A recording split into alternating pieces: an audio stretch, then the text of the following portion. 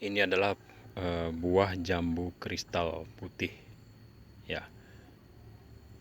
Awalnya dulu saya menanam ini ya tidak begitu niat ya, karena istri saya yang menyuruh tanam, dia yang beli bibitnya. Ya akhirnya dengan setengah hati saya tanam di pojokan begini, malah agak dempet dengan alpukat aligator ini.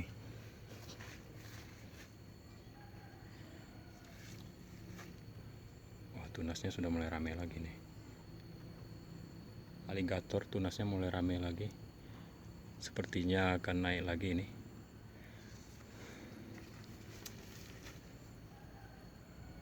Cepat naiknya.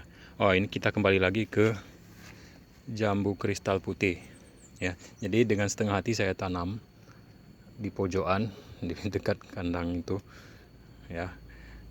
Dan ternyata jambu kristal putih ini sangat genjah ya.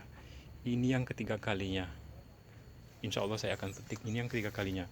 Sebenarnya masuk 4 mungkin, karena yang kedua itu dibiarkan saja di pohon, akhirnya busuk di pohon, terlalu matang.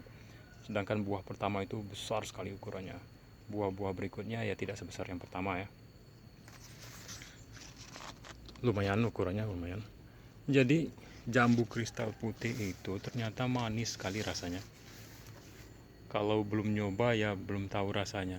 Tapi karena saya nyoba, kenapa ya tidak tanam banyak-banyak dari dulu? Karena begini, jambu kristal putih ini dia itu tidak terlalu besar ya. Ukurannya tidak terlalu besar. Artinya dia bisa nyisip di antara sela-sela pohon alpukat yang kita tanam. Dan jambu kristal putih ini ternyata sangat genjah. Ini tidak pernah saya lakukan perangsangan pembuahan ya. Tidak pernah saya kasih MKP. Dia berbuah dengan sendirinya. Memang pada awal tanam dulu memang ada dipupuk, tapi pupuk NPK ya, pupuk-pupuk biasalah untuk awal pertumbuhan.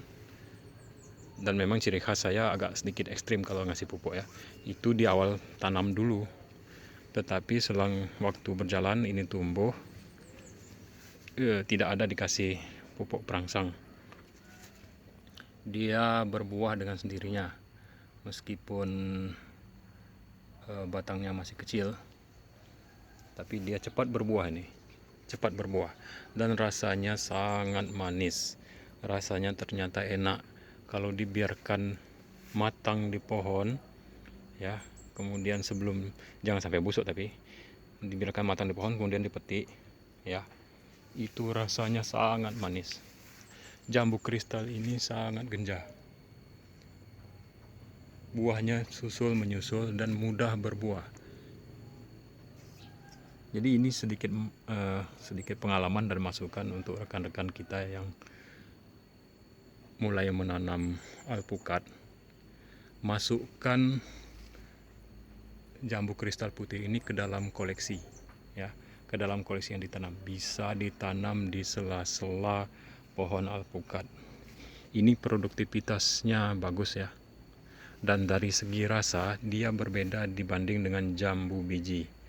Dibanding dengan jambu biji biasa. Ini rasanya enak sekali. Manis. Percayalah, kalau belum coba sih mungkin belum tahu rasanya. Ini cuma saya tanam sebatang, karena tadi saya katakan saya tanamnya setengah hati. Itu pun karena disuruh istri, dan itu pun karena dia udah belikan setengah memaksa ya. Jadi itu karena kita belum tahu.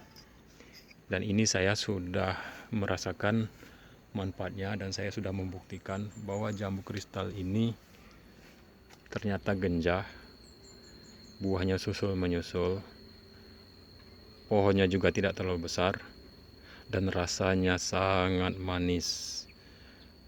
Alhamdulillah. Ini bukti saya tidak terlalu serius dengan jambu kristal putih ini, yaitu tidak terlalu saya rawat. Belum saya beri pupuk kohe kambing, belum. Tanahnya pun tanah saya dulu tuh saya timbun dengan tanah-tanah kuning yang kurang bagus ya, saking kurang niatnya. Kalau saja ini kemarin serius nanamnya, dirawat dengan serius, dikasih pupuk yang serius, maka insya Allah ini ya dalam bayangan saya ini luar biasa. Nah rekan-rekan, itu sedikit intermezzo dari saya. Selain dari tanam alpukat, ini masukan dari saya, bagus tanam jambu kristal putih di sela-sela alpukat ya, cobalah. Dia cepat berbuah, rasanya manis, dan batangnya ini juga tidak mengganggu. Nah demikian, mudah-mudahan informasi ini cukup berharga dan bermanfaat. Jika ada salah kata saya mohon maaf. Jika ada yang kurang berkenan maka mohon dimaklumi. Wassalamualaikum warahmatullahi wabarakatuh.